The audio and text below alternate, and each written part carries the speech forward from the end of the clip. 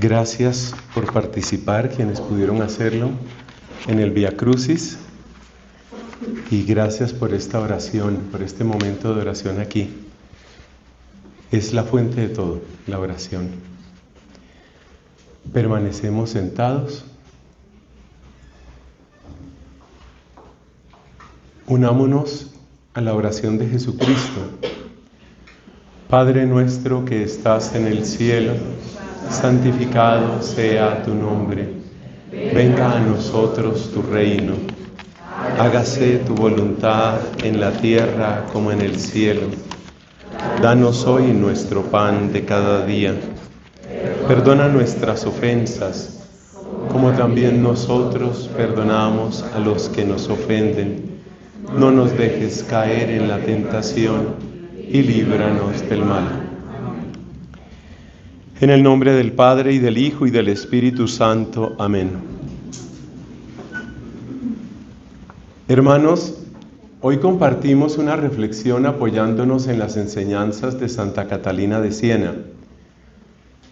Esta mujer fue consagrada a Dios, fue una laica consagrada con voto de virginidad que vivió en el siglo XIV, muchos de ustedes ya saben estos datos, pero conviene recordarlos para algunos que quizás son más recientes en familia espiritual o en este camino. Ella vivió entre 1347 y 1380. Fue canonizada en el siglo XV por el Papa Pío II y fue declarada doctora de la Iglesia en el año 1970 por el Papa San Pablo VI. Catalina de Siena nos dejó un testimonio de vida impresionante y nos dejó también grandes enseñanzas, especialmente en 3 obras. Su obra más conocida se llama El Diálogo, o Diálogo de la Divina Providencia. También están las cartas, que son numerosas, centenares de cartas, y también tenemos algunas oraciones y meditaciones de ella.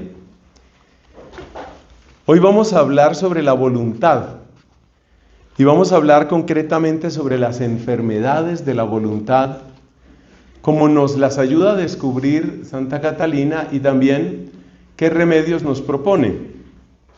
La voluntad es una facultad propiamente humana, es decir, nosotros podemos desear la comida o la bebida, el descanso, podemos tener deseos sexuales como los tienen los animales, pero en nosotros aparece un factor distinto, y ese factor distinto se llama la razón, la inteligencia. Por eso la definición un poquito técnica de voluntad, pero una definición que nos sirve, es que la voluntad es el deseo según razón, o el deseo racional. La mejor manera de entender lo que es el deseo racional es cuando ese deseo, según la razón, se opone a lo que uno espontáneamente quisiera. Y el ejemplo que todos los profesores dan, y yo también lo voy a dar, es lo que sucede, por ejemplo, cuando usted hace una dieta, porque usted sabe que hay cosas que le gustan, pero no le sirven, le hacen daño. Eso es propio de la voluntad. Usted sabe, ahí entra el elemento inteligencia, ahí entra el elemento razón. Usted sabe que algo no le sirve.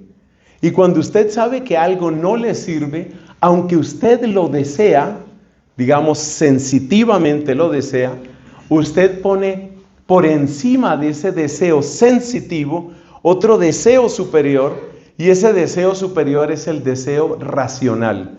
Es el deseo propio de la razón.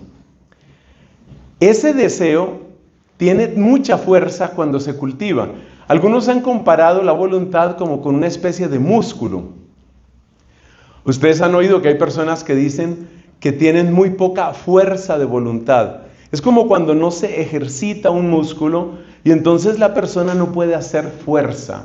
Es una situación que muchos lo hemos vivido. Entonces la voluntad se ejercita, la voluntad puede crecer, puede aumentar, y hay personas que tienen una fuerza de voluntad extraordinaria, especialmente para lograr aquello que vale la pena. Usted piense, por ejemplo, en una persona que tiene que hacer un esfuerzo académico muy grande, muy grande. Tiene que despertarse muy temprano, tiene que quitarle horas al sueño, tiene que aguantar las circunstancias de transporte que a veces son tan difíciles en una ciudad como Bogotá. Y la persona pasa por todos esos esfuerzos. Lo que el cuerpo, lo que la sensibilidad le está diciendo es: quédate en tu camita, bien abrigado, bien cómodo. Pero la persona sabe, eso no es lo que debo hacer. La persona descubre con su inteligencia y dice: eso no es lo que debo hacer. Y si la persona tiene fuerza de voluntad, entonces va venciendo esos obstáculos, y a veces durante años enteros la persona se está esforzando y finalmente logra terminar, por ejemplo, esa carrera o esa especialización, logra prepararse en ese idioma que necesitaba, logra terminar eso que había dejado empezado, y entonces hay una gran satisfacción. Resumen, estamos en la introducción apenas. ¿Qué es la voluntad? La voluntad es un querer, pero un querer según razón. El querer según razón se refiere a muchas otras cosas. Prácticamente todo en la vida requiere algún tipo de querer. Por ejemplo, si una persona tiene tendencia a la mentira, aprender a no mentir y en general cualquier reforma de nuestro comportamiento es dura, es difícil y requiere esfuerzo. Ese esfuerzo, fundamentalmente, lo que nos ayuda es a construir hábitos. Es decir, es como formar caminos en nuestro comportamiento. Tú imagínate que el comportamiento humano al principio es como si tú llegas a una especie de monte. Tú llegas como a un monte y entonces ahí no hay camino. No hay camino. Es muy incómodo, es muy difícil. Pero cuando tú empiezas a caminar y caminar y caminar por el mismo lado, se va formando un caminito.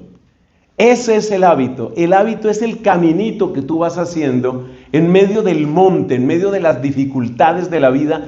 Tú vas abriendo un caminito. Y ese caminito que tú vas abriendo hace que cada vez te resulte más fácil eso. Por ejemplo, la persona que está estudiando y que tiene que esforzarse mucho, tal vez al principio le cuesta muchísimo, pero después va adquiriendo el hábito. Adquiere el hábito de despertarse a tiempo, adquiere el hábito de tener sus horas de estudio, adquiere el hábito de la lectura. Los hábitos facilitan el ejercicio de la voluntad. Toda esta explicación que estoy dando es básicamente tomada de Santo Tomás de Aquino. Es él el que nos explica todas estas cosas sobre cómo funciona la voluntad. La voluntad está conectada con desear, con querer y con realizar. Desear, querer y realizar. Fíjate que ahí hay como una pequeña escalera. Por ejemplo, uno puede desear algo. Quisiera tener otro trabajo, quisiera un mejor trabajo, pero para ese trabajo me piden que tengo que tener un segundo idioma. Yo deseo un mejor trabajo, pero apenas está como la semilla ahí en mi voluntad. Doy un paso más. No es solamente que lo deseo como una cosa hipotética, sino que quiero eso. Ya cuando nosotros hablamos de querer, estamos hablando de una resolución que la persona tiene. Ya es algo mucho más firme. Entonces yo quiero eso. Pero con el solo querer todavía no tienes el segundo idioma que te están pidiendo para ese trabajo. Entonces tienes que realizarlo, tienes que pasar a la acción. Y en ese realizarlo, que es donde viene el esfuerzo, porque tengo que tomar unas clases, porque tengo que ver muchos videos, porque tengo que escuchar muchas cosas, ahí voy avanzando, y entonces finalmente lo logro. Atención a esas tres palabras: desear, querer, realizar. Esto vale para cualquier reforma que tú le vayas a dar a tu comportamiento. Tu comportamiento, para que cambie, requiere eso. Hay personas que dicen: yo quisiera, todavía está como en el ámbito del deseo, ¿no? Yo quisiera vivir mejor, tener otro nivel, yo quisiera portarme mejor con las otras personas, yo quisiera no pelear tanto. O, por ejemplo, en lo que tiene que ver con nuestra sensualidad. Yo quisiera no ser tan goloso, yo quisiera tener una mente más pura o no cometer actos impuros. Ese solo quisiera no es suficiente. Hay que pasar de ese deseo a un auténtico querer y de ese querer a poner los medios para realizar las cosas. Esa es la fuerza de la voluntad. Hay que añadir, aunque ese tema no lo vamos a desarrollar en esta ocasión, hay que añadir que la fuerza de la voluntad para nosotros los creyentes y particularmente quienes creemos en Cristo, la fuerza de la voluntad no se queda solamente en nuestros recursos interiores.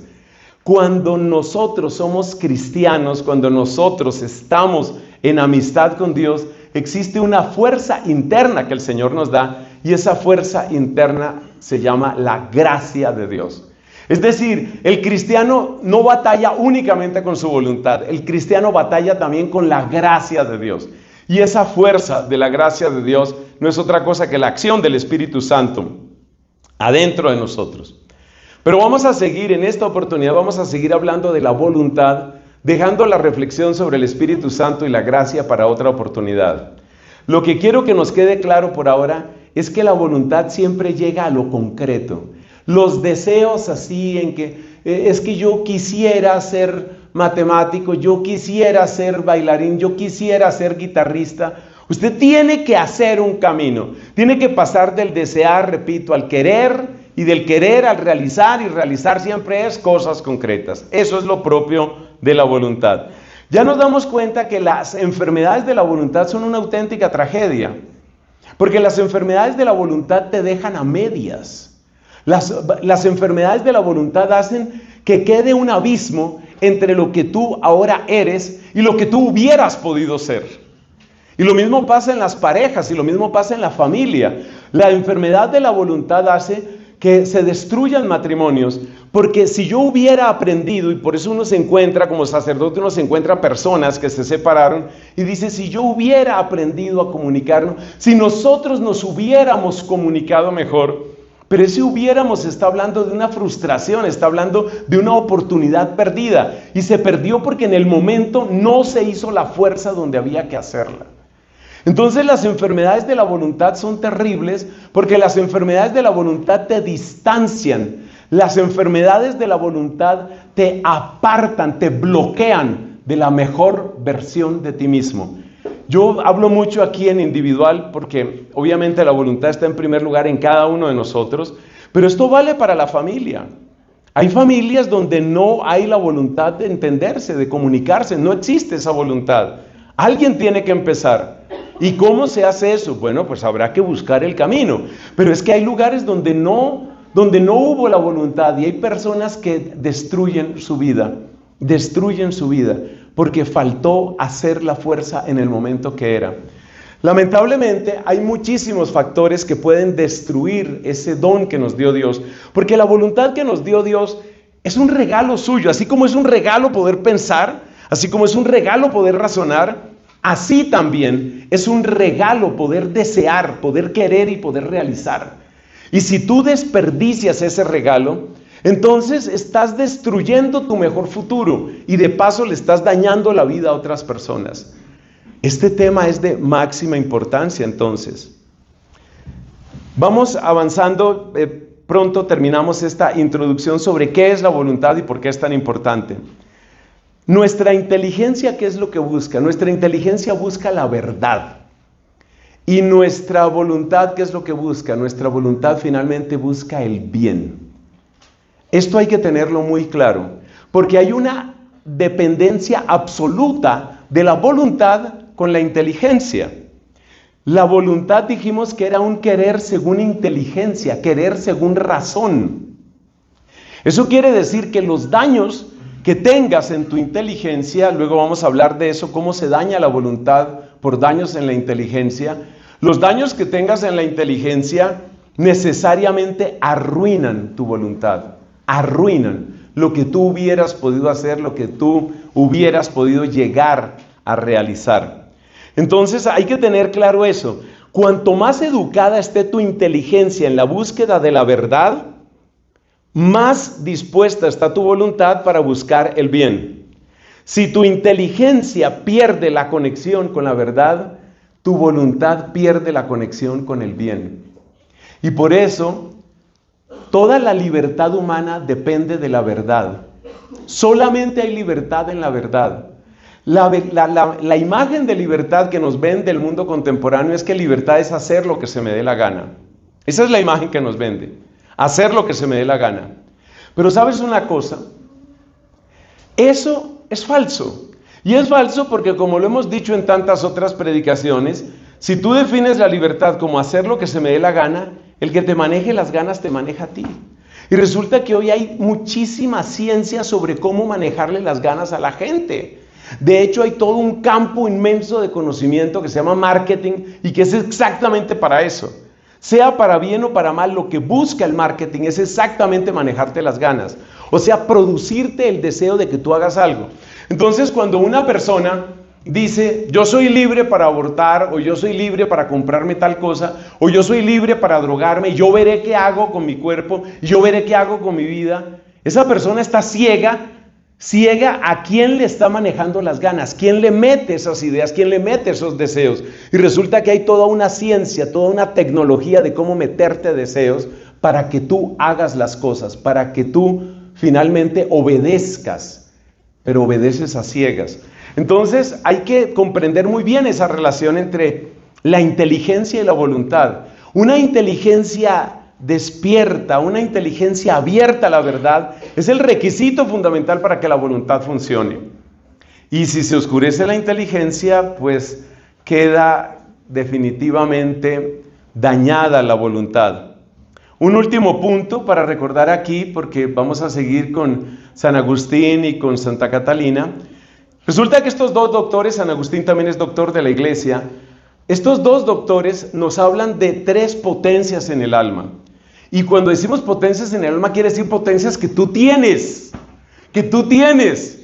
Si eres niño, si eres niña, tú tienes esas potencias. Hay que cultivarlas, como dijimos, de los músculos, pero tú tienes esas potencias.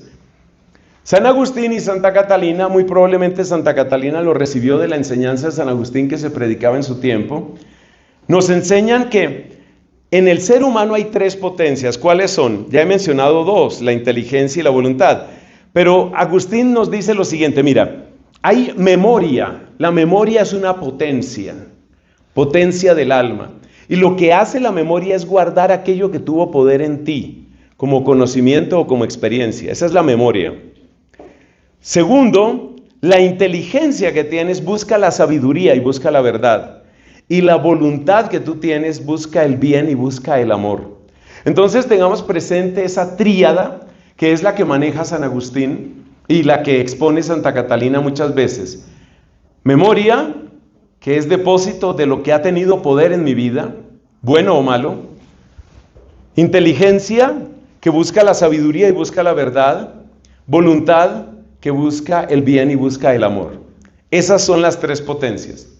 Entonces ahora vamos a hablar de las enfermedades de la voluntad y luego vamos a hablar de los remedios que propone Santa Catalina. Las enfermedades de la voluntad, unas vienen por parte de la inteligencia. Por la explicación que hemos dado antes se entiende por qué sucede esto.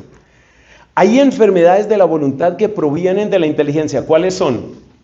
Mira, debido a diversos condicionamientos, la inteligencia se puede equivocar, puede errar, sobre todo cuando considera como deseable un bien menor, por no tomar en cuenta los males que conlleva. Ahí es de qué estamos hablando. Fíjate cómo se equivoca la inteligencia, prefiriendo un bien menor por no considerar los males que conlleva. Demos ejemplo de eso. Quiero desahogarme, estoy lleno de ira. Anhelo desahogarme, quiero desahogarme. Desahogarse, es decir, disminuir esa presión interna, parece una cosa buena. Como yo quiero desahogarme y quiero desahogarme con usted porque usted fue el que la embarró conmigo, entonces yo, sin tomar en cuenta las consecuencias, le pego una insultada y le pego una humillada. Usted ya me desahogué. Digamos que obtuve entre comillas un bien. ¿Cuál fue ese bien? Ese bien fue que disminuyó la presión y la incomodidad que yo tenía dentro. Pero los males que se me vienen encima por haberle gritado a esa persona, por haberla agredido en público, por haberla humillado delante de otra gente, los males que se me vienen encima son terribles. Ese es un caso en el que la inteligencia ha errado, La inteligencia se ha equivocado y la equivocación de la inteligencia tiene repercusiones. ¿Por qué? Porque la equivocación de la inteligencia hace que tu voluntad, la voluntad siempre sigue a la inteligencia, tu voluntad pues ha seguido un camino equivocado. Tú le has dado rienda suelta a tu pasión de ira y mira dónde has terminado. Ese es un ejemplo de cuando la inteligencia yerra. ¿En razón de qué? En razón de que no tuvo en cuenta las consecuencias. El caso típico es el del embarazo. Somos novios, nos amamos, nos queremos, nos deseamos y estamos tomando anticonceptivos. ¿Qué podría pasar? Pues ¿qué podría pasar? Podría pasar un bebé. Podría pasar un bebé. Y pasa. Entonces, ahí está un ejemplo, esto va revuelto con otro caso que vamos a mencionar después, otro tipo de enfermedad de la voluntad que es por exceso de sensibilidad, o sea, por exceso de atención a los sentidos. Entonces, resulta que la persona no mide las consecuencias, no se da cuenta lo que eso implica, no se da cuenta lo que va a perder, no se da cuenta lo que está en juego, no se da cuenta. Un ejemplo que es menos intempestivo, que es menos, llamémoslo así, apresurado, pero que es igualmente grave, es este. Imagínese, ¿está sonando este? Ok, continúo. Entonces, imagínese el caso del padre de familia que dice, yo me contento, lo mío es hacer dinero, aquí no les va a faltar nada, yo siempre les doy lo que necesitan, dinero, y él circunscribe toda su labor de papá a dar dinero. Y él considera que eso es ser papá, ser un proveedor. Más que papá realmente fue un proveedor. Ese es un error muy grave. Y no es un error que se comete intempestiva o abruptamente. Es un error que se comete durante años. Y entonces este papá, que no es tan papá sino proveedor, y que únicamente se limitó a dar cosas materiales, ese papá que hizo eso, pues perdió el cariño, perdió el respeto de los hijos. Entonces fíjate cómo una equivocación de la inteligencia, una concepción equivocada de lo que es ser papá, arruinó la relación con los hijos. Una percepción equivocada de lo que es ser mamá, arruina la relación con los hijos y puede echar a perder la vida misma de los hijos. Una percepción equivocada de lo que es ser hombre dentro de una relación arruina un noviazgo, arruina un matrimonio. Por eso la importancia que le estamos dando aquí a que tu inteligencia esté despierta y sea acertada y tenga claridad en qué es lo que está buscando. Y por eso la formación de la inteligencia es clave. Eso es lo que se busca, por ejemplo, con estas formaciones que hacemos en familia espiritual.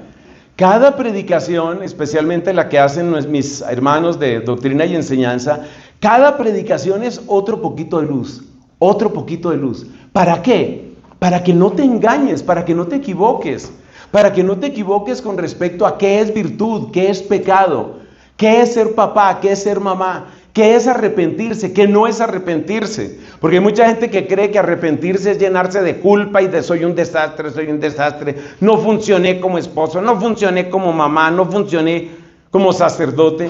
Eso no es arrepentirse. Entonces, tener claridad, no equivocarse es fundamental, porque si tú tienes una inteligencia equivocada, el acelerador de la voluntad va a ir por la ruta que no es. Ahí, por ejemplo, esa enfermedad o ese error de la inteligencia arruina el camino de la voluntad. Otro ejemplo de estas enfermedades de la voluntad que vienen de la inteligencia. Mira este otro ejemplo. El perder un bien mayor. Perder un bien mayor por un bien menor. Ejemplo típico, el adulterio. La persona tiene un bien hermoso, inestimable, precioso. Tiene un hogar. Hoy por hoy tener un hogar es un lujo. Tener tu esposa, tener tu esposo, que haya unión entre ustedes, que haya hijos, eso es un lujo, es un regalazo. Entonces supongamos que estamos en ese caso. Esta persona tiene ese bien, que es un bien mayor, pero resulta que se enredó en lo que la gente eufemísticamente llama una aventura. Y por aventurarse con una persona que finalmente solo estaba buscando diversión y dinero, echó a perder su matrimonio. Perdió el bien mayor por un bien menor. ¿Y eso a qué se debe? A una falta de percepción de cuál es el bien mayor.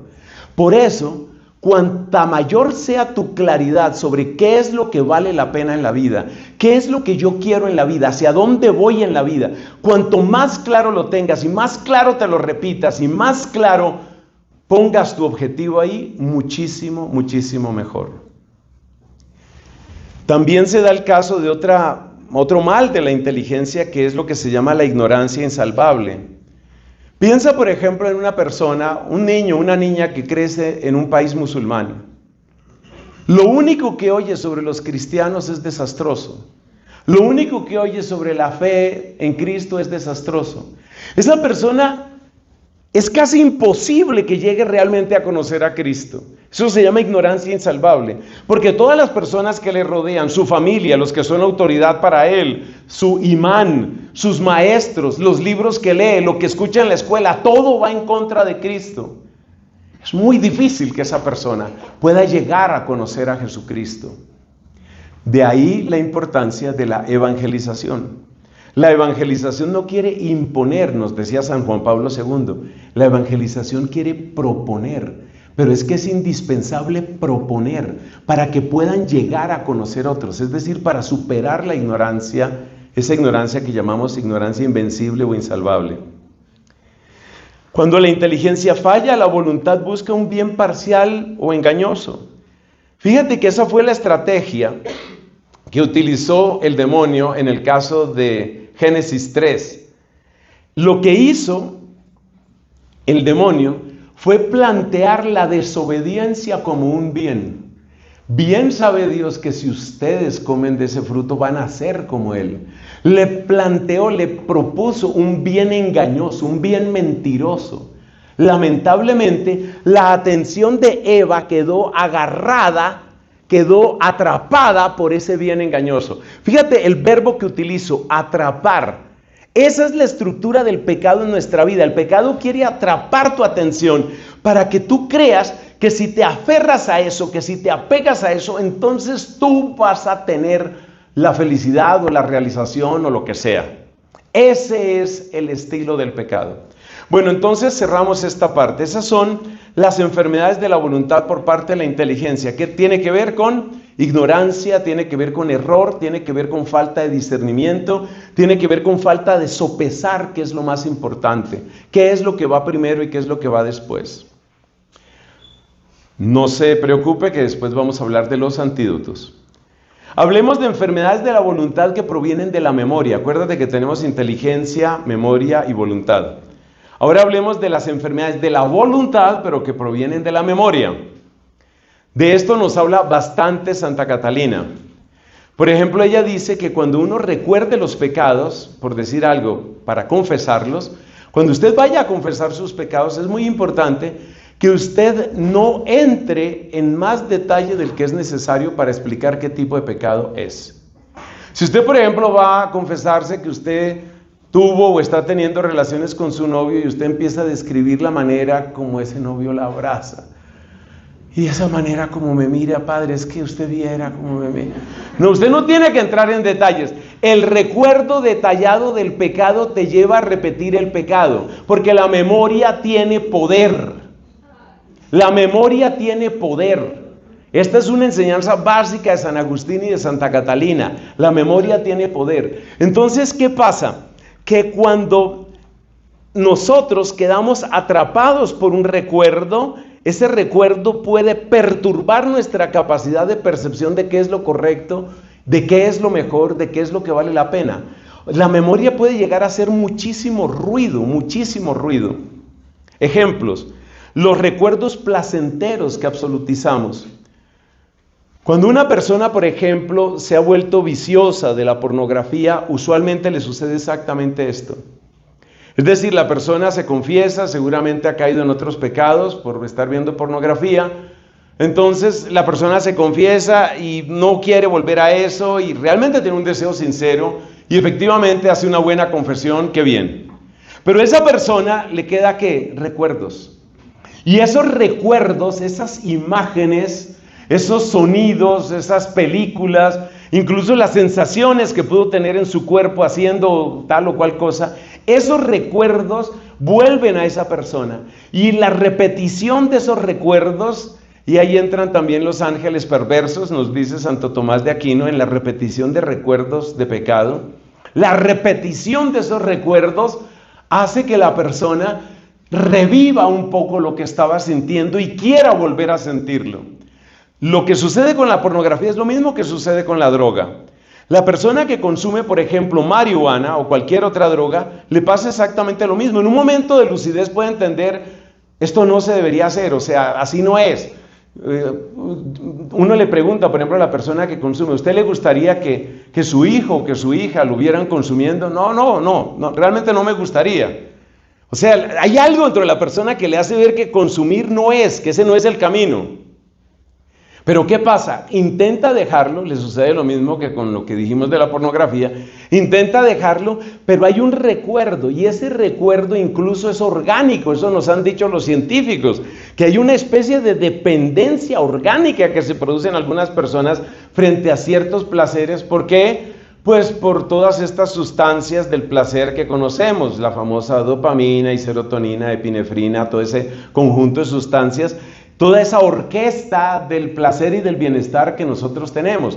Entonces la persona recuerda, entonces se siente así como un poquito deprimida y entonces recuerda cómo se sentía la última vez que fumó tal o cual cosa y vuelve ahí. Fíjate cómo la memoria arruina la voluntad y la persona vuelve ahí. En todas las dependencias, en todas las adicciones, sean sexuales, sean de alcohol, en todas esas entra en juego la memoria. Y por eso hay una predicación que se la voy a recomendar, que la tuvimos hace años y que está en el canal de YouTube, perdón la autopropaganda, en el canal de Fray Nelson usted puede ver un video que se llama La santificación de la memoria. Y ese video es clave en este tema, porque uno tiene que limpiar muchas cosas de la memoria. La memoria también nos trae recuerdos negativos que causan temor o que causan repulsión. La memoria arruina la capacidad comunicativa de las personas. Entonces, como usted se ganó la rifa de estar ahí sentado, entonces yo me voy a imaginar que yo tengo una mala experiencia con usted porque salimos de pelea por lo que sea. ¿Se acuerda la vez que lo grité y todo eso, no? Entonces los dos no nos entendemos, realmente nos caemos mal, yo le caigo mal y estoy bien correspondido, usted también me cae mal y así, bueno, en esas estamos. ¿Qué pasa? Supongamos que a mí me dicen, usted tiene que hablar con ese señor el próximo lunes. El solo hecho de que me digan, tengo que hablar con él el próximo lunes, trae, ¿cierto?, a la memoria RAM,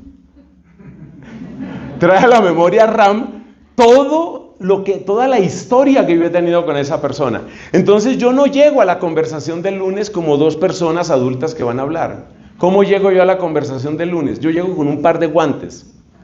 Y llego listo para pelear. Dígame cualquier cosa, hermano, y verá. Y ahí sí va a ver quién soy yo. Es decir, los prejuicios que arruinan la comunicación. Y es la cosa más difícil de quitar de la cabeza. Porque usted tiene una historia de comunicación con su novia, con su hijo, con su papá.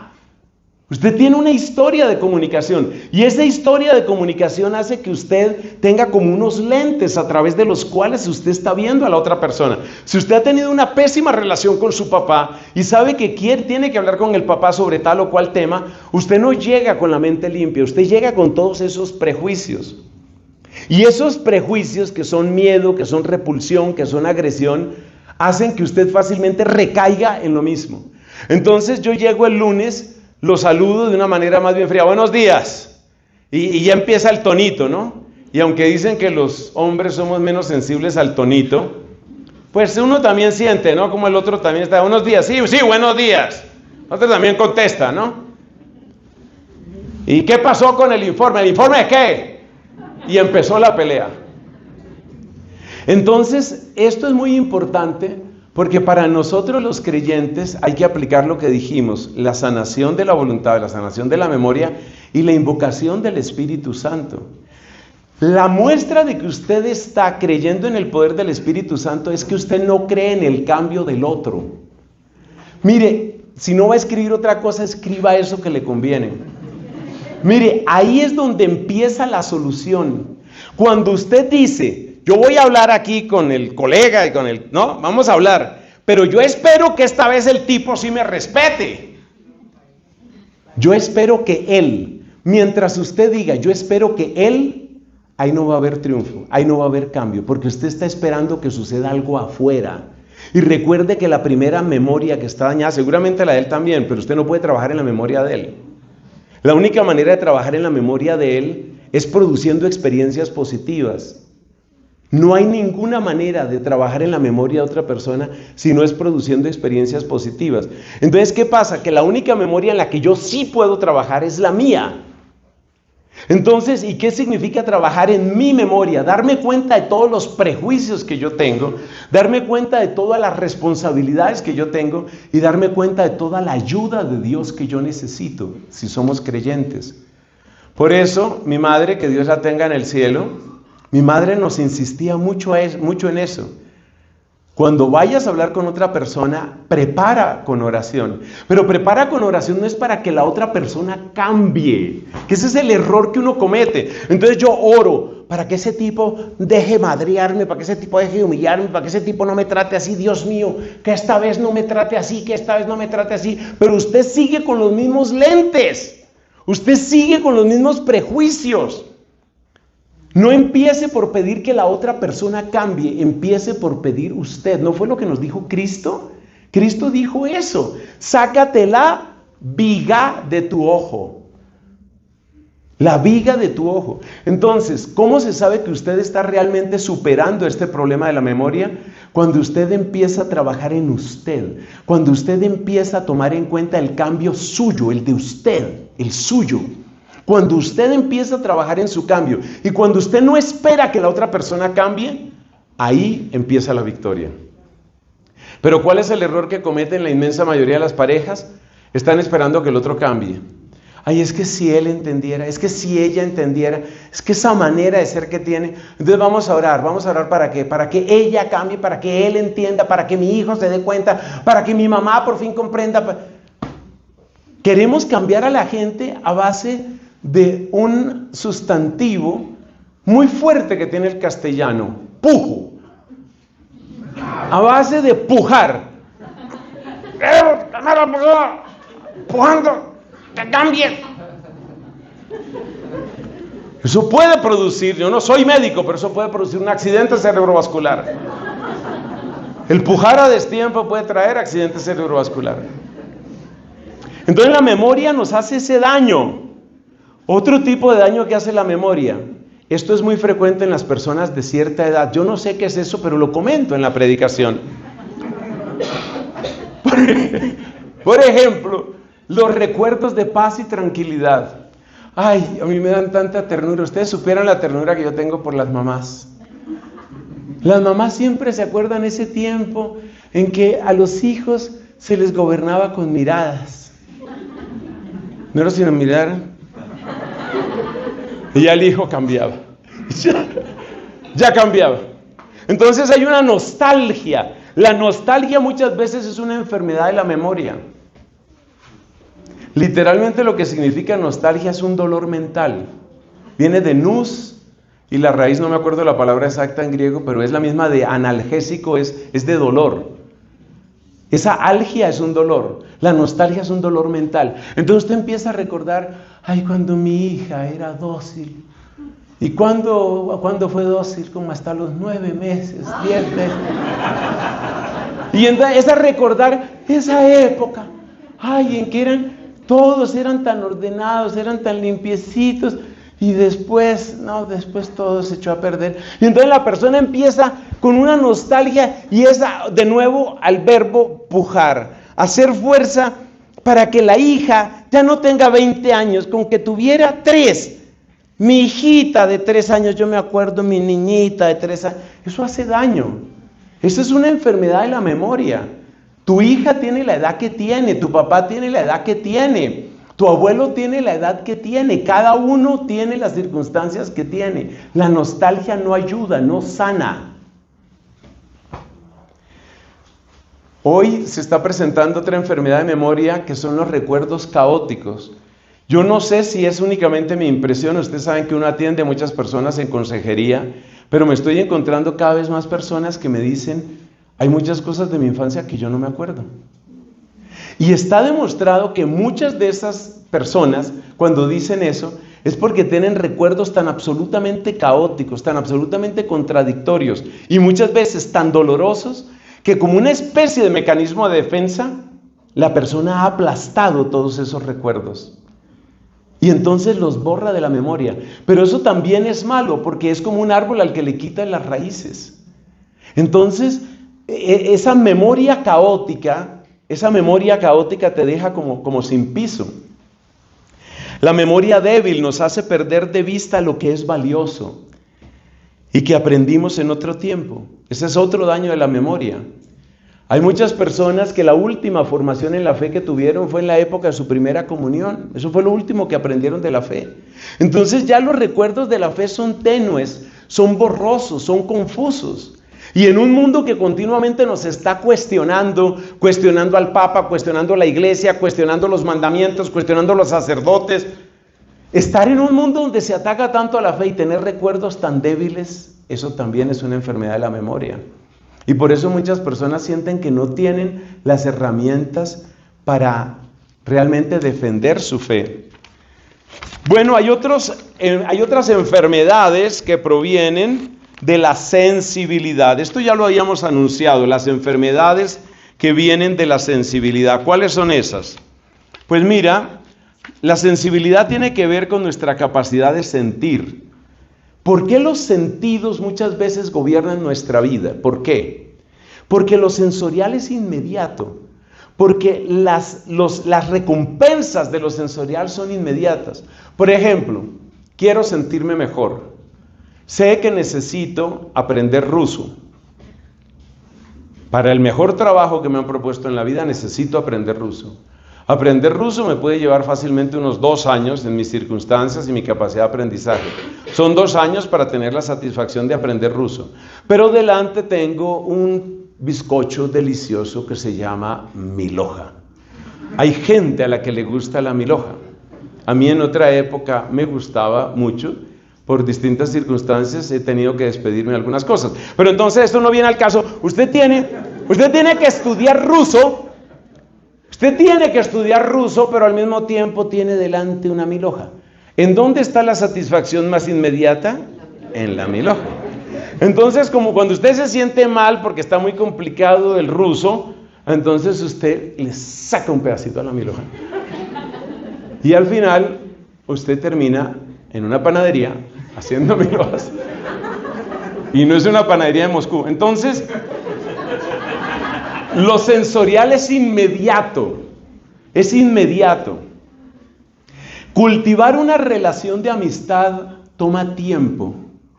Muchos de nosotros, y en esto pecamos mucho más los varones que las mujeres, somos apresuradísimos, sobre todo en la juventud, somos muy apresurados. Entonces, la persona que nos gusta, ya quiero tenerla, ya quiero poseerla, ya quiero vivir con ella, ya. Un momento. Usualmente las mujeres son más pausadas, usualmente. Son un poco más pausadas. Entonces, ¿qué sucede? Esa prisa, ¿por qué es? Porque trabajar una relación seria, respetuosa, duradera, satisfactoria para ambos con una mujer, toma tiempo, mucho tiempo. Y algunas no ayudan. Toma tiempo, construir una relación toma mucho tiempo. Entonces, ¿qué pasa? Que lo sensorial es inmediato. Quiero besarte, quiero tocarte, quiero acostarme contigo, quiero. Eso es inmediato, eso es sensorial. Saber ponerle un freno a lo sensorial es difícil, pero es el camino para formar la voluntad.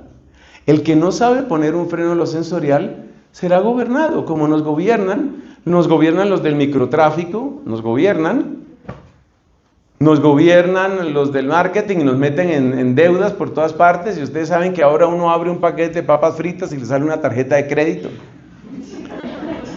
Nos quieren así, endeudados, y nos quieren esclavos por todas partes. Y lo sensorial tiene la fuerza de lo inmediato, de la recompensa inmediata. Y por eso lo sensorial hace que seamos débiles en la voluntad. Y cuanto más gusto usted le dé a los sentidos, más débiles. Esta predicación yo creo que es útil en todo tiempo, pero sobre todo en Cuaresma. Porque en Cuaresma precisamente lo que se nos pide es eso, que aprendamos a no caer en la trampa de lo sensorial.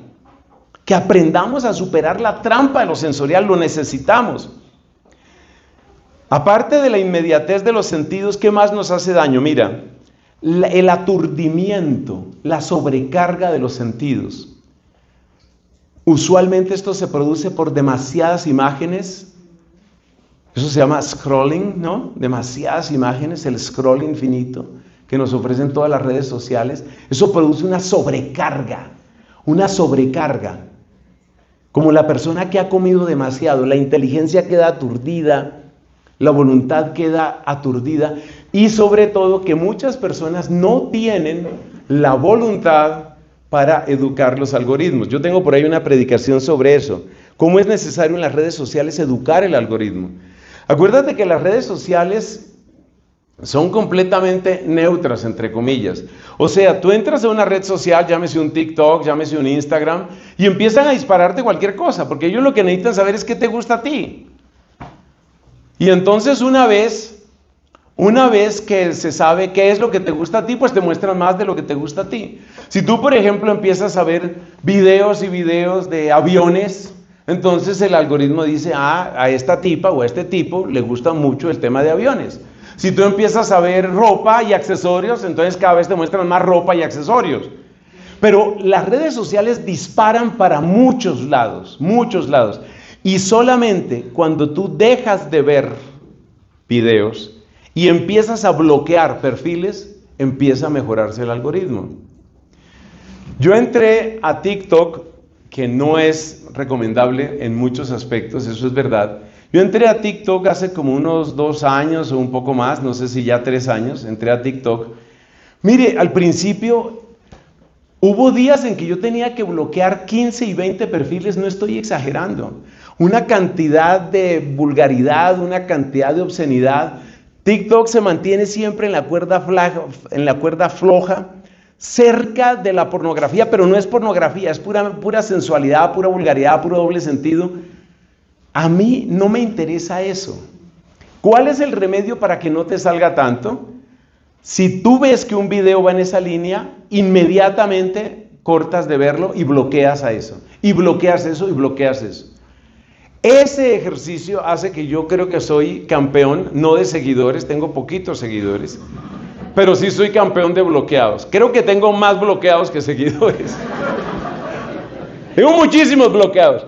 Pero poco a poco mi TikTok se ha ido limpiando. Y me salen cosas bien interesantes, de las que a mí me interesan, de las que a mí me sirven, de las que a mí me descansan, de las que a mí me divierten sanamente. Una cantidad de cosas, tanto que les confieso que yo sigo más de 300 perfiles en TikTok. Mucha gente no publica con frecuencia. Pero es que ha sido un trabajo de años educando el algoritmo. Entonces la sensibilidad tiene mucho que ver con el aturdimiento. Lo que tú ves repetidamente, eso finalmente te aturde. Y sobre todo aturde tu brújula moral. Yo recuerdo, y algunos de ustedes se acordarán de una de las convivencias que tuvimos en Familia Espiritual hace como unos 7 años. Hicimos una dinámica en la que trabajábamos por edades, y lo que más me impactó para los que eran jóvenes en ese momento es que la palabra que más repetían los jóvenes era confusión. El mundo te quiere confundido, porque las personas confundidas son manipulables. Una persona que sabe qué es lo correcto y qué es lo incorrecto, dónde está el bien y dónde está el mal, es muy difícil de manipular, muy difícil. Porque esa persona, si tú le vas a proponer lo que no es, te bloquea. Pues lo que yo hago y lo que yo enseño a hacer, te bloquea. Y hasta ahí llegó. Pero la persona que está confundida siempre tiene las puertas abiertas. Una persona confundida es como una casa sin seguros, con las ventanas y las puertas abiertas, entre lo que sea, y entra efectivamente de todo, y así nos manejan. Por supuesto, ¿cuál es la voluntad que va a tener una persona confundida? 0. Por último, no se nos olvide, esto hay que mencionarlo también en la sensibilidad, no se nos olvide que el trato demasiado afectuoso, el trato sensual, esto también lo enseña Santo Tomás de Aquino, genera dependencia y disminuye notoriamente la fuerza interior de la voluntad. Por eso hay que saber que en cada tipo de relación, de acuerdo con las relaciones que tenemos, hay un límite justo. Y ese límite justo es el que efectivamente predica una virtud que se llama la castidad. La castidad que hay que tener entre amigos, la castidad que hay que tener entre novios, la castidad que hay que tener entre esposos. Ah, es que ya somos esposos, ya se vale todo. No, señor, usted merece un respeto y un diálogo hacia esa persona, ese hombre o esa mujer que es su esposo, que es su esposa. Usted merece un trato adecuado con eso. Entonces, ¿qué pasa? El exceso de sensualidad produce una especie de embotamiento o de aturdimiento. Y por eso es muy peligroso, siempre lo predico en todas partes, es muy peligroso, mejor dicho, es dañino, no digamos peligroso, es dañino, es abiertamente dañino que haya relaciones sexuales en el noviazgo. ¿Por qué? Porque si hay relaciones sexuales en el noviazgo, quiere decir que todavía no hay matrimonio. Por alguna razón no hay matrimonio. Por alguna razón ese hombre no te ha dicho delante de Dios, te quiero para toda la vida. En las buenas y en las malas. Si no lo ha dicho delante de Dios, hay una buena razón por la que no lo ha dicho. Y a mí no me van a venir con estupideces, perdón la palabra, de que falta dinero, de que falta que venga el tío Ramiro que está en Yugoslavia. Empecemos porque ya no existe Yugoslavia. Entonces usted no se ponga con que no nos podemos casar porque hay que esperar. Póngase en la tarea, ese es el querer, de eso es de lo que estamos hablando. Póngase en el querer. Resuelva. Eso es lo que hay que hacer. Pero ¿qué pasa? Que si no se resuelve matrimonio y mientras tanto, sexo, ahí se va creando una dependencia mutua. Y les aseguro, porque es el dato científico, la que siempre va a salir perdiendo por todas partes es la mujer. Por eso los mandamientos de la ley de Dios son lo más feminista, en el mejor sentido de la palabra que usted se pueda imaginar. Porque la que más va a perder siempre es la mujer. Incluso si no hubiera embarazo ni aborto, que por supuesto es mucho más grave, incluso si no hubiera eso, el sistema hormonal de la mujer funciona distinto de nosotros. Lo que prima en la relación sexual en el hombre suele ser la dopamina, la hormona del placer. Lo que suele primar en la mujer, tiene dopamina por supuesto, pero prima con mucha frecuencia la oxitocina, y la oxitocina es la hormona del apego. Entonces, cuanto más sexo tengan, más apegados están y menos discernimiento tienen. Eso quiere decir que una mujer que tiene mucho sexo con un hombre que no es su esposo, está generando una dependencia que le impide darse cuenta del error que está cometiendo. Cada vez discierne menos. Ese es el exceso de sensualidad.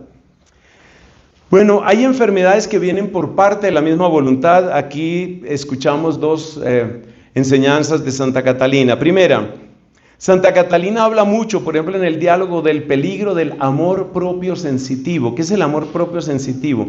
Es una manera desordenada de amarse uno mismo. Para Catalina está claro que cada uno de nosotros tiene que amarse. Tú tienes que amarte, tú mujer tienes que amarte, quererte, tú hombre tienes que quererte, pero tienes que saber quererte. ¿Y qué se entiende por amar, por auténtico amor? ¿Qué es el auténtico amor? Es buscar el auténtico bien. Entonces, amarte rectamente es poner tu fuerza de voluntad, tu fuerza de amor al servicio del mayor bien tuyo. Es decir, lo que te construye como persona, lo que te construye como cristiano, lo que te construye en santidad, eso es lo que a ti te sirve. Eso es lo que a ti te sirve. Pero ¿qué sucede?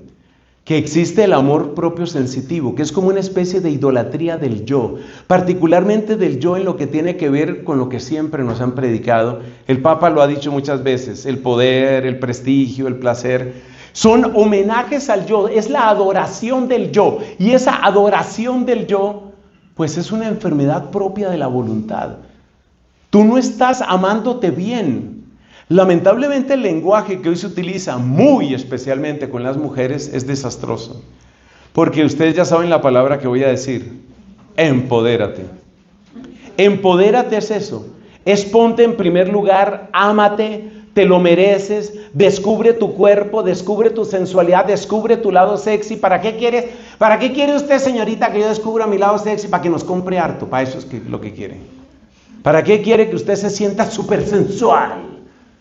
Pues usted tiene que ser súper sensual para que compre y compre y compre y compre.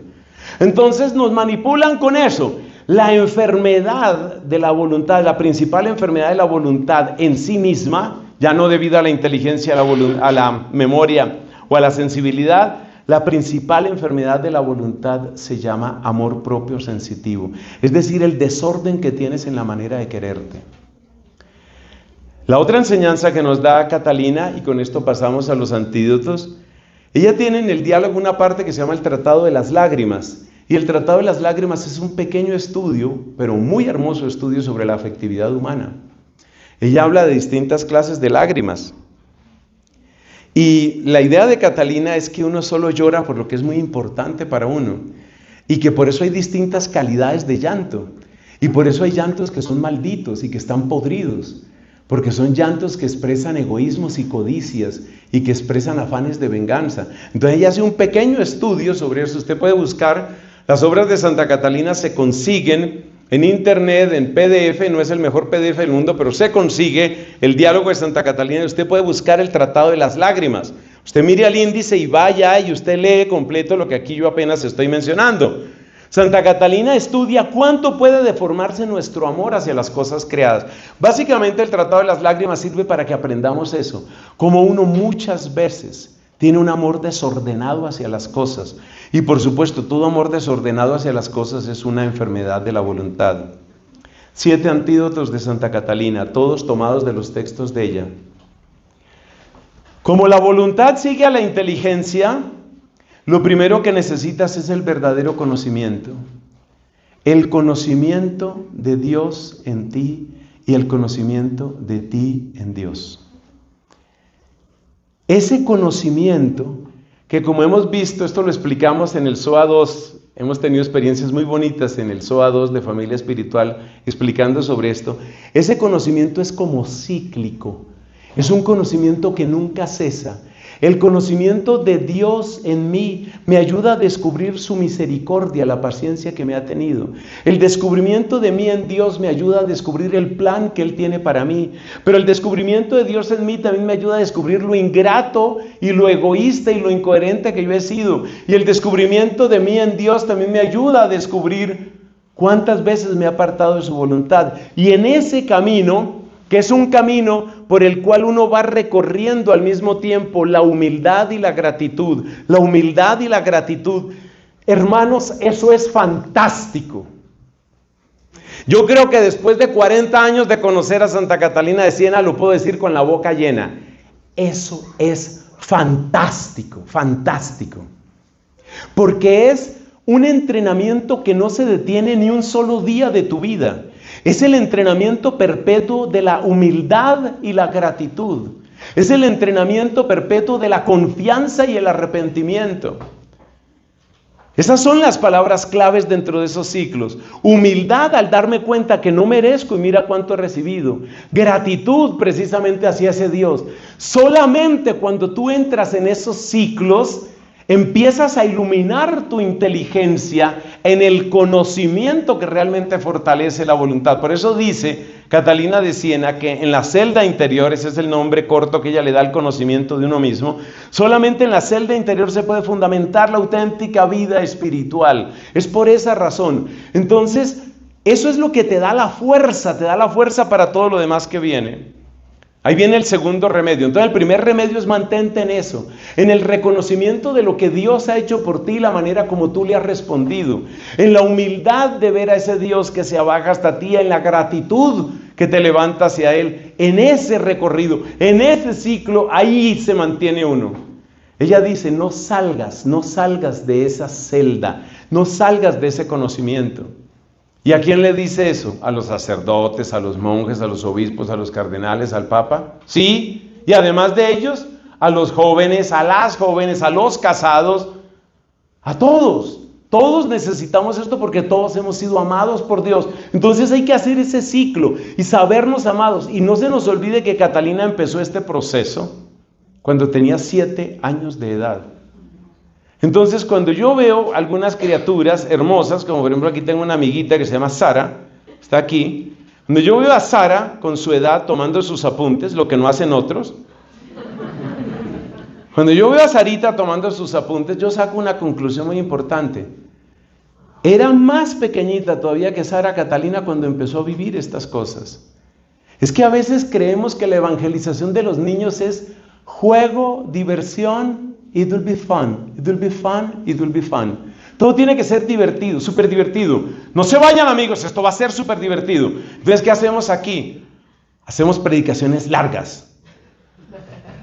¿Para qué? Para que la gente vea que no todo es divertido, pero todo es importante. Las cosas son importantes. Acuérdese que como estamos aturdidos por las redes sociales, hemos perdido capacidad de concentración. Y por eso la gente cuando llega a una predicación y la predicación dura más de 7 minutos, entonces dice, mamá, ya se va a acabar. ¿Dónde se apaga? No, señor. Entonces, celda interior, consejo número 1. Consejo número 2, el santo deseo. ¿Qué es el santo deseo? El santo deseo es la respuesta espontánea del afecto humano, según aquello que dice la primera carta de Juan. Pero el nombre santo deseo viene de Catalina. ¿Y cuál es esa respuesta espontánea? Dice, en esto, dice la primera carta de Juan, en esto consiste el amor. No en que nosotros hayamos amado a Dios, sino en que Dios nos amó primero. Cuando tú te empiezas a sentir amada, y primero, ¿qué quiere decir? Primero quiere decir, antes de que tú amaras a Dios, ya Él te amaba. Pero primero también te quiere decir, antes que tu papá te amara, ya Dios te amaba. Antes que tu mamá te amara, ya Dios te amaba. Antes de que apareciera ese ser misterioso llamado tu novio, ya Dios te amaba. Ya Dios te amaba. Primero, Él te amaba primero. ¿Y qué quiere decir primero? Primero quiere decir más que mi amiga. Mi mejor amiga, tengo mi amiga, es que somos amigas desde siempre, desde que éramos embriones somos amigas. Bueno, maravilloso. Son amigas desde embriones, son súper amiguis. Pero antes que te amara tu amiga, tu super amiga, y más de lo que te ama tu super amiga, te ama Dios. Eso es lo que significa la primera carta de Juan. Él nos amó primero.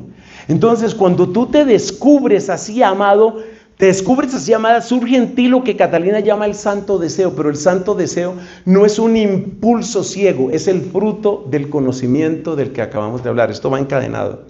Celda interior, segundo, santo deseo. Tercero, tomar conciencia de la necesidad de distanciarnos del río del mundo. Mis amigos de familia espiritual ya han oído muchas veces del río. Catalina dice que entre el hombre y Dios corre un río lleno de basura, un río hediondo, pero que nos arrastra. Es el río del mundo que nos arrastra con sus modas, con sus vanidades, con lo que el mundo valida, con lo que el mundo aplaude. Si todo el mundo aplaude que es genial ser homosexual, debe ser, pues probemos, qué tal que sí, quién quita. Entonces, ese es el río del mundo que nos va llevando. Todos a abortar, todos somos bisexuales, todos somos socialistas, y todos vamos ahí. O todos nos volvemos libertarios y todos nos volvemos violentos. También eso pasa. Ese es el río del mundo, el río que no nos deja pensar. Entonces hay que tomar conciencia que yo tengo que separarme del río del mundo. ¿Y cómo se separa uno del río del mundo? Hay varios de nuestros hermanos, hermanas en concreto, que hoy no están aquí porque están separándose del río del mundo. ¿En dónde están? En un retiro espiritual. Un buen retiro espiritual es la oportunidad de separarte del río del mundo. Por ejemplo, en Semana Santa, Familia Espiritual tiene un retiro espiritual. Si no se han inscrito para ese retiro espiritual, todavía pueden inscribirse. ¿Sí se pueden inscribir todavía? Todavía hay cupos para el retiro de Semana Santa. Eso es separarse del río del mundo. Tomar un time out. Tomar ese tiempo aparte. Apagar la música. Apagar las redes. Tomar un momento, sentarte frente al Santísimo, hacer reflexión cristiana, no meditación budista. No hagan meditación budista. ¿Por qué no hay que hacer meditación budista? Porque la meditación cristiana gira en torno a la palabra de Dios, gira en torno a todo lo que Dios te ha dado. La meditación budista es el camino hacia la nada. Es el desocupar la mente para que no tenga nada. No hay un encuentro, en el budismo no hay un encuentro, no me estoy inventando nada. Miren ustedes en Wikipedia, donde quieran, qué es el budismo. El budismo desconoce la palabra encuentro, no hay un encuentro. Tú te desocupas, ¿para qué? Para no sufrir, que esa era la gran obsesión de Siddhartha Gautama, que no sufras. Para eso tienes que estar desocupado de todo deseo, de todo recuerdo y de tu propio yo. No hagan meditación budista. La meditación budista se opone a la creación, a la redención y a la santificación. ¿Puede servir para adiestrar neuronas? Sí, pero es que el adiestramiento neuronal no es exactamente lo que nosotros hemos recibido del Dios que nos ha amado tanto. Entonces llevamos 3: celda interior, santo deseo, distanciarse del río del mundo. Luego, lo más importante, pero en el fondo es simultáneo a todo lo anterior, hay que acoger el amor divino. Y la frase de Catalina es: el alma, viéndose tan amada, ya no puede defenderse de amar. Esa frase, mis amigos de familia espiritual me la han escuchado muchas veces, porque es la frase que más me gusta entre todos los pensamientos de Catalina. El alma, viéndose tan amada, no puede defenderse de amar. ¿Por qué no puede? ¿Qué quiere decir defenderse de amar? Porque en el fondo nuestros pecados son nuestra manera de defendernos de amar. Porque es que amar es salir, es entregar, es donarse, es perder. Y uno no quiere perder, uno no quiere. Entonces, en el fondo uno no ama. Y la persona que simplemente tiene sexo con otra, la persona que explota a otra, la persona que se sale con la suya humillando a otra, no ama. Ni siquiera se ama a sí mismo, porque está destruyendo su propio ser interior y está destruyendo su propio futuro en Dios. Entonces nosotros vivimos defendiéndonos de amar. Por eso levantamos muros, por eso nos volvemos agresivos, por eso nos volvemos envidiosos, vengativos, oportunistas, calculadores. Todo eso son maneras de defendernos de amar. Nos defendemos de amar. Y entonces, ¿qué es lo que hay que hacer? Pues dejar de defenderse de amar.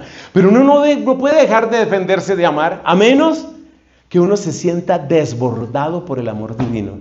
Esa es la experiencia que los carismáticos llamaban o llaman el famoso bautismo de vida en el Espíritu.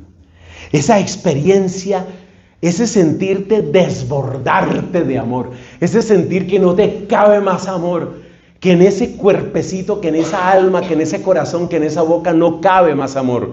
Y por eso en la experiencia carismática que yo quiero tanto y le debo tanto, por eso se producen fenómenos como el descanso en el Espíritu. Por eso se producen fenómenos como el don de lenguas. El verdadero don de lenguas, que muchas personas lo tienen, el verdadero don de lenguas, ¿qué es? Es un desbordamiento de amor que supera la capacidad de la palabra articulada.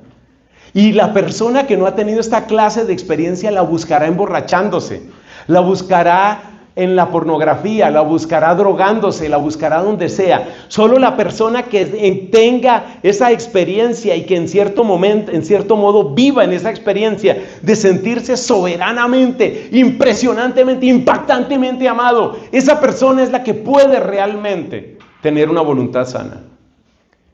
Esa persona, porque claro, sabiéndose amado desde el centro de su ser en Dios, ya no depende de los amores externos, ya es insobornable frente a las tentaciones del demonio. Es como la persona que está tan feliz que es imposible engañarla, es imposible venderle otra cosa. Si una persona está muy, muy feliz en su matrimonio, es demasiado difícil hacerla adulterar. ¿Qué va a buscar adulterio? ¿Qué va a buscar lo que no se le ha perdido la persona que está feliz, pero muy feliz, casada o casado? ¿Qué va a buscar? Eso es lo que le pasa al cristiano. Esa es la filosofía de Catalina de Siena. Que tú te sientas tan amado, que te sepas tan tremendamente amado, tan tremendamente amada, que tú puedas tener soberana libertad, gran libertad, profunda libertad, frente a toda solicitación del mundo externo, frente a toda solicitación de las criaturas. Ahí eres libre. Decía San Pablo en la carta a los Gálatas: para ser libres nos liberó Cristo. Quinta sugerencia para mejorar la voluntad: aferrarse a Cristo puente. Ella dice que en Cristo hay como 3 escalones, y el primer escalón son los pies del crucificado. Tú imagínate que tú estás saliendo del río del mundo y tú te agarras esos pies del crucificado como diciendo: no se me puede perder este Cristo. Y una cosa que a mí me conmueve y me parece lindísima, porque lo he visto en muchos de ustedes, Es como ustedes, muchos de ustedes, se aferran ahí donde encuentran a Cristo. A mí eso me parece lindísimo, yo los felicito y yo los bendigo por eso. Cada uno a su manera. Hay personas que han descubierto en el Santo Rosario una fuerza increíble. Hay personas que han descubierto en la palabra de Dios, leer la palabra de Dios y se aferran a Cristo a través de la palabra. Se aferran a Cristo a través del Santísimo. Se aferran a Cristo a través de la oración. Mira, el camino que Dios te muestra, eso también lo dice Catalina, pero por favor, aférrate, aférrate. Recuerda esa imagen del que se estaba hundiendo en el río y se agarra del crucifijo. Esa es la imagen que tiene Catalina. Aférrate así y ahí empiezas a sanar tu voluntad. Sexto, hay que redescubrir el amor al prójimo como un desbordamiento en respuesta al amor divino. El amor al prójimo es un desbordamiento en respuesta al amor divino. Es decir, que yo no amo a la gente porque me cae bien, este me cae mal. Por ejemplo, ustedes ya saben cómo me cae él. No, nosotros no amamos, eso de que yo amo porque me cae bien, porque me conviene o porque me gusta, eso se llama carne. Eso se llama carne. Y el amor carnal no va lejos, y el amor carnal lo único que produce es divisiones. Eso nos lo enseña San Pablo en Gálatas 5. Entonces el verdadero amor al prójimo, todo proviene de esa experiencia de amor desbordante. El que tiene ese amor desbordante ya no tiene dificultad en amar a los enemigos, dice Cristo. Ama a hombres y mujeres, ama a extranjeros y propios. Esa es la transformación de nuestra voluntad. Y el último punto, no se nos olvide amar y admirar el camino de las virtudes que están unidas por la sangre de Cristo en esa imagen preciosa de Cristo puente. Si tú quieres realmente avanzar en la purificación, en la sanación de tu voluntad, por favor, hay que amar la virtud. Empieza a amar la virtud. ¿Amar la virtud qué es? ¿Qué es lo que le hace falta a mi vida? A mi vida le falta más sinceridad, a mi vida le falta más justicia. Yo soy una persona alocada, imprudente. ¿Qué le hace falta a mi vida? Le falta prudencia. Yo soy una persona débil de carácter, necesito fortaleza. Ubica qué es lo que te hace falta, ama lo que te hace falta, encamínate hacia lo que te hace falta, sabiendo que todas las virtudes tienen su perfecto ensamble en Cristo puente, en la sangre de Cristo. Pongámonos de pies, por favor. Vamos a hacer una oración pidiendo la sanación de nuestra voluntad. Pero tengamos en cuenta que la oración es poderosa, pero el camino hay que recorrerlo. Necesitamos recorrer el camino de la sanación. Te alabo, Padre, porque en este día, que significa tanto para mi corazón, me permites estar en este lugar y me permites compartir la dulzura y la belleza de tu palabra y de tu enseñanza a través de la palabra y la doctrina de Santa Catalina. Catalina, yo te pido que recorras esta asamblea, bendita Santa de Dios, doncella de Dios Altísimo, esposa de Cristo. Escucha mi oración y ayuda a esta asamblea. A quien necesitan es a Cristo. Y hoy lo pedimos esa presencia de Cristo por tu poderosa intercesión, Santa Catalina. Especialmente te pido por nuestros jóvenes, porque la herida más profunda que tiene mi alma en familia espiritual es que todavía no se cumple lo que dice la primera carta de Juan. Les escribo a ustedes jóvenes porque son fuertes y porque han vencido al mundo. El mundo sigue venciendo a nuestros niños. El mundo sigue venciendo a nuestros jóvenes. Catalina, ¿cuándo llegará la hora en que podamos decir que en familia espiritual los niños y los jóvenes son de Cristo y son capaces de apostar por Cristo y son felices en Cristo?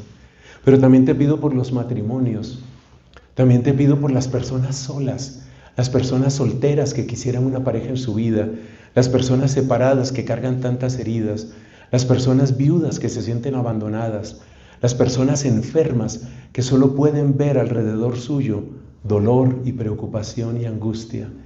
Catalina, auténtica patrona de enfermeras, mujer compasiva, intercede con fuerza en este momento por tantas necesidades que tenemos. Tú que comprendiste con tanta claridad el misterio de la voluntad humana y cómo es transformada por el amor de Dios, ayúdanos, Catalina, ayuda a nuestras voluntades rebeldes, torpes, tardas, lentas, pusilánimes. Ayúdanos para que seamos un pueblo que le da la gloria al Padre y al Hijo y al Espíritu. Bendita Catalina, mujer que has traído tantísimo, pero tantísimo bien a mi vida. Gracias, hoy te doy gracias en público y te pido, porque es mi deber, intercede por la orden dominicana que tú amaste hasta las lágrimas, intercede por esta que es tu familia espiritual. Y ahora acompáñame, Catalina, para decir: gloria al Padre y al Hijo y al Espíritu Santo. Como era en el principio, ahora y siempre, por los siglos de los siglos. Amén. Vamos a dar la bendición. El Señor esté con ustedes. La bendición de Dios, Padre, Hijo y Espíritu Santo, descienda y permanezca siempre. Amén.